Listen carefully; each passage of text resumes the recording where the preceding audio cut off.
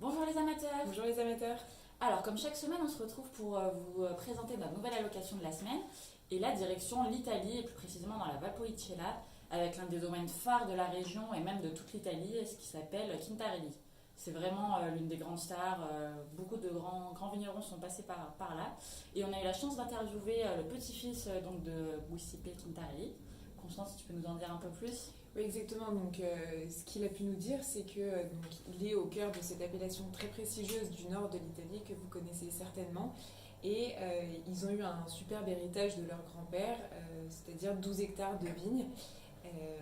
Voilà, donc il nous expliquait un petit peu comment ils cultivaient ces vignes. Donc, pas de bio, pas de biodynamie, mais comme c'est un domaine ancestral, ils ont tenu à respecter toutes les méthodes que leurs aïeux utiliser. Donc voilà, C'est très traditionnel. c'est Oui, très traditionnel comme manière de faire, tellement traditionnel qu'ils ont pas non plus une grosse production comme ils disaient, c'est une production assez rare. Voilà, donc tout ça pour faire des vins très élégants, ils recherchent des vins savoureux qui laissent quand même la fraîcheur et l'acidité se dévoiler. Ce sont des très beaux vins qui ne sont pas marqués par des tanins trop puissants.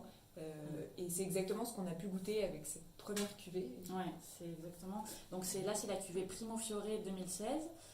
Donc c'est un assemblage de Cabernet Franc, Cabernet Sauvignon et Corvina. Et en fait c'est vinifié un peu de la même manière qu'un Amarone, donc avec les raisins qui sont pas serrillés. Donc là c'est pas 4 mois, c'est 1 mois. Mais donc vraiment pour concentrer les baies en jus, en arôme. Et donc le résultat c'est un vin plutôt sur la gourmandise, surtout au niveau du nez. Il est assez fruité, floral, il y a une belle complexité, une jolie palette.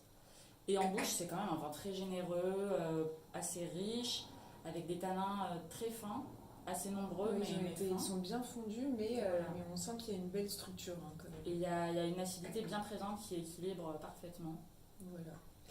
Oui, Après, voilà, on sent que c'est quand même un vin qui a vu du soleil, hein, qui est généreux. Et du coup, je pense que pour les accords mets et vins, on conseillerait peut-être ça avec quand même une pièce de bœuf, un côté un peu saignant qui répondra bien au tanin. exactement. Alors, ce qu'il faut savoir, c'est que le créateur Giuseppe détestait qu'on recrache le vin. Donc, on On vous n'en dira encourage pas à le plus, goûter. mais belle dégustation. Bonne dégustation.